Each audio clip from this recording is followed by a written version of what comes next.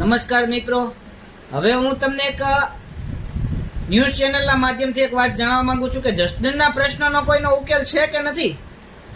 જસદણના પ્રશ્નનો કોઈ નિકાલ કરશે કે નહીં કરે? કે પછી મત માંગવા હતા ત્યારે બધા આવી ગયા હતા, અમને આપો, અમે આ કામ કરશું, અમે ઢીકડું કરશું, ફલાણું કરશું.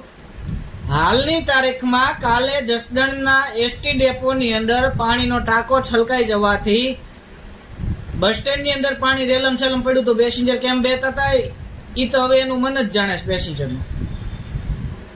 છતનો ધાબુ લીકેજ હોવાથી પાણી નીચે ટપકતું હતું, ઉપર નીચે પેસેન્જર બેતા હતા, ઉપર પાણી ટીપા પડતા હતા. હવે છતનું ધાબુ લીકેજ છે તો જે એ સ્ટ્રક્ચર છે એ નબળું પડી ગયું છે, તો એને બને એટલી વહેલી તકે રિપેર કરાવે, અથવા આમાં કોઈ મોટી દુર્ઘટના થશે તો પછી તેથી હાથ ઊંચા કરી નાખશે બધાય, અમે આમાં ક્યાંય નથી, આકસ્મિક ઘટના છે.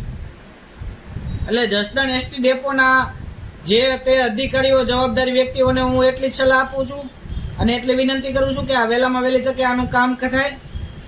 અને રહી વાત બીજી જસદણના પ્રશ્નોની, તો ટૂંક સમય પહેલા જ, 2 દિવસ પહેલા જ, એના આગલા દિવસનો વિડીયો, સરકારી હોસ્પિટલની અંદર કચરા, નર્સિંગ સ્ટાફ દ્વારા જે કચરાઓનો ઢગલો થઈ ગયો છે એ સાવ એમ નાખવાનો છે, દર્દીઓના તબિયત સાથે ચેડા કરવાના છે કોઈ જવાબદાર વ્યક્તિ ક્યાં જસદણમાં? અને એસટી ડેપોનો એક બીજો પણ સવાલ મારી સામે આવ્યો છે કે ડેઇલી સર્વિસ રોજે છેલ્લા 20 દિવસથી આ રોજે 6 વાગ્યાવાળી બસ રોજે બંધ છે.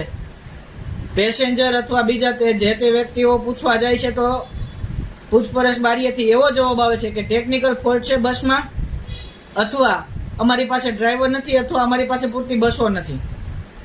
તો ભાઈ, તમે એ બસ કેન્સલ કરીને ભાડલા કમળાપુર વાયા રાજકોટ તમે કરો છો, જ્યાં 6 થી 7 જણા જ પેસેન્જર હોય છે, તો તમારી પાસે ત્યાં છે, બરોબર છે, તમારી પાસે ત્યાં અહીંયા 30 જણા છે, ત્યાં તમારી પાસે 6 જણા છે, તોય તમારી પાસે બસ છે, ડ્રાઈવર છે, બધું છે, અને તમે એમ કહો છો કે હજી 1 તારીખ સુધી બસ બંધ રહેવાની. કારણો તો દેખાડો, અમને લેખિત આપો ને, અમારે લેખિત જોઈશ.